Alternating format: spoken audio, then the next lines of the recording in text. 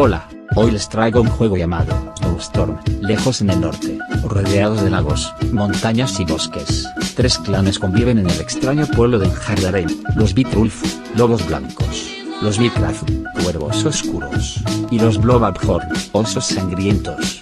Esos clanes son tan diferentes que nada parece unirlos, pero cuando enfrentan un peligro mayor, se convierten en los poderosos vikingos.